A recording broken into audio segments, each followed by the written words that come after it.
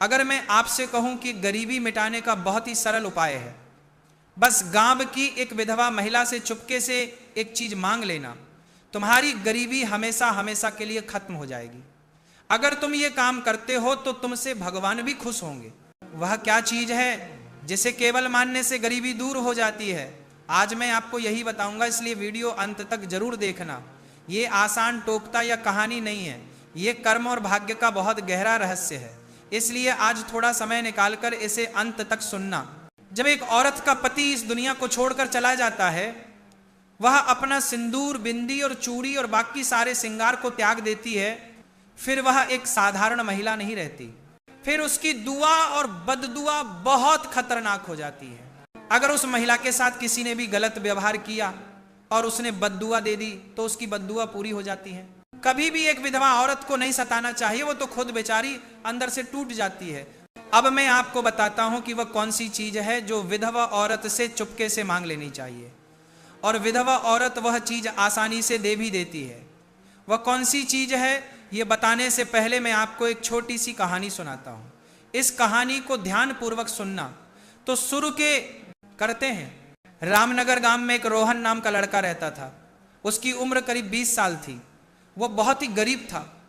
उसकी झोपड़ी गांव के आखिरी छोर पर थी, जहां गांव खत्म होता था और जंगल शुरू होता था। वो रोज सुबह 3 बजे उठता और 10 किलोमीटर शहर मजदूरी करने जाता था। दिन भर मसाले की परातें उठाता, ईंटें ढोता, सीमेंट के कट्टे फेंकता और शाम को वापस घर आता। तो इतने ही पैसे कम पाते थे कि 2 वक्त का खाना बन सके।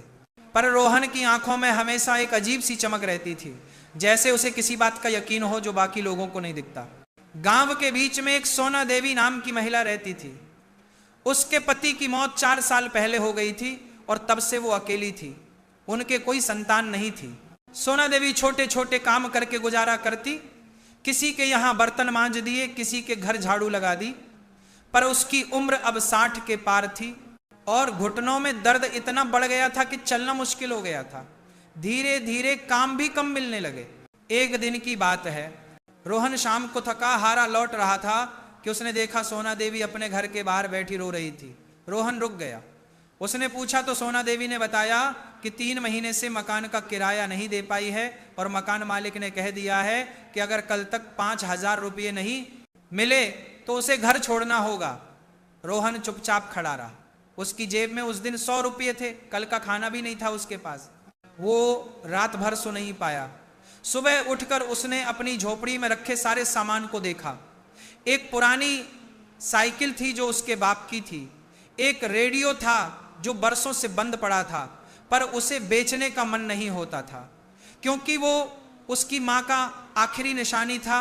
और एक चांदी का छोटा सा कड़ा था जो उसकी दादी ने दिया था।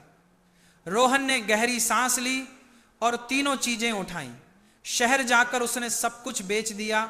शाम तक उसके हाथ में 5,500 रुपये थे। जब रोहन ने वो पैसे सोना देवी के हाथ में रखे तो बुढ़िया की आंखों से आंसू बहने लगे। उसने रोहन का हाथ पकड़ लिया और कहने लगी, बेटा तू कहाँ से लाया ये पैसे? तेरे पास तो खुद के लिए कुछ नहीं है। रोहन ने मुस्कुराते हुए कहा, काकी मैं जवान हूँ, कमा लूँगा। आप बुजुर्ग हैं, आपको इस उम्र में घर से निकाल दिया तो कहाँ जाओगी? सोना देवी ने आसमान की तरफ हाथ उठाए और कहा, हे भगवान, इस लड़के को वो सब दो जो इसका दिल चाहता है।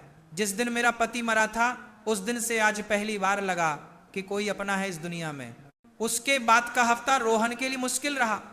खाने के पैसे नहीं थे तो 2 दिन भूखा रहा, पर फिर भी वो रोज शाम को सोना देवी के घर जाता, उसके लिए पानी भर देता, कभी राशन ले आता। सोना देवी भी उसे अपना बेटा समझने लगी थी। कोई 2 महीने बाद की बात है। रोहन उस दिन काम से लौट रहा था कि रास्ते में एक बड़ी गाड़ी खराब खड़ी मिली। बोनट खुला था और एक भड़कीले कपड़ों वाला आदमी परेशान खड़ा था। रामू ने पूछा, क्या हुआ? पता चला गाड़ी बीच रास्ते में बंद हो गई है और उस आदमी को शहर में एक जरूरी मीटिंग के लिए पहुंचना है। रोहन ने गाड़ी को देखा। थोड़ी बहुत मशीनों की समझ उसे थी क्योंकि बचपन में एक गैराज में काम किया था। उसने कुछ तार ठीक किए, पानी डाला और गाड़ी चालू हो गई। वो आदमी बहुत खुश हुआ। उसका नाम मेहता था और वो शहर का बड़ा बिल्डर था।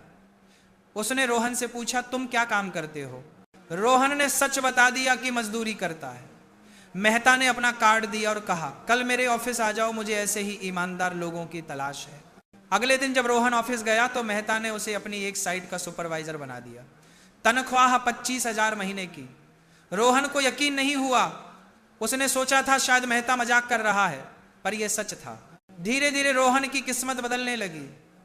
वो ईमानदारी से काम करता, मेहनत करता, और मेहता को उस पर इतना भरोसा हो गया कि 6 महीने में उसकी तनख्वाह 50,000 हो गई।